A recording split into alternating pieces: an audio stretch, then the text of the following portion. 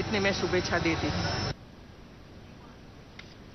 ऐतिहासिक नगर पाटणની રાણીની વાવને વિશ્વ વારસામાં સ્થાન મળ્યા બાદ પાટણ તરફ દેશ વિદેશના પ્રવાસીઓનું આકર્ષણ વધી રહ્યું છે।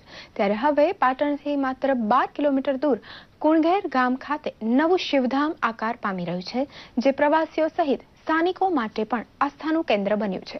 તેમાંય હવે સોમનાથથી અખંડ જ્યોત 25 દિવસ પગપાળા ચાલી અહીં લાવી સ્થાપિત કરાતા શ્રદ્ધાળુઓ માટે શ્રાવણ માસ પહેલા જ શિવધામના અલૌકિક દર્શન શ્રદ્ધાનું કેન્દ્ર બનતા જાય છે।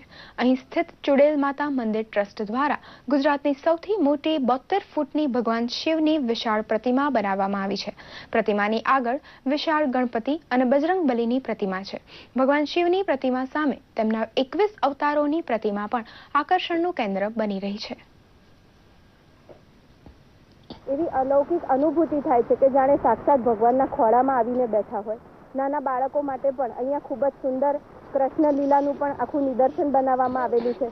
જે લોકો 12 જ્યોતિર્લિંગના દર્શન નથી કરી શકતા એમના માટે અહીંયા 12 જ્યોતિર્લિંગનું પણ સરસ મજાનું ધામ બનાવવામાં આવેલું છે। અહીંયા અમે એવી આશા રાખીએ છીએ કે ચુડેલમાં ભોજનાલય ચાલુ છે।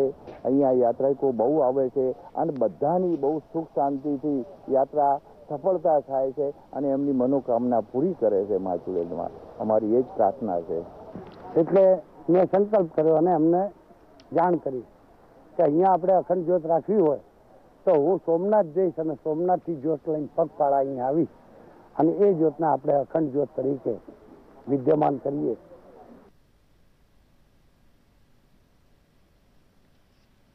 સંઘ પ્રદેશ દમણમાં દમણ ઇન્ડસ્ટ્રીઝ એસોસિએશન દ્વારા વાર્ષિક સામાન્ય સભાનું આયોજન કરાયું હતું, જેમાં દમણ ઇન્ડસ્ટ્રીઝ એસોસિએશનના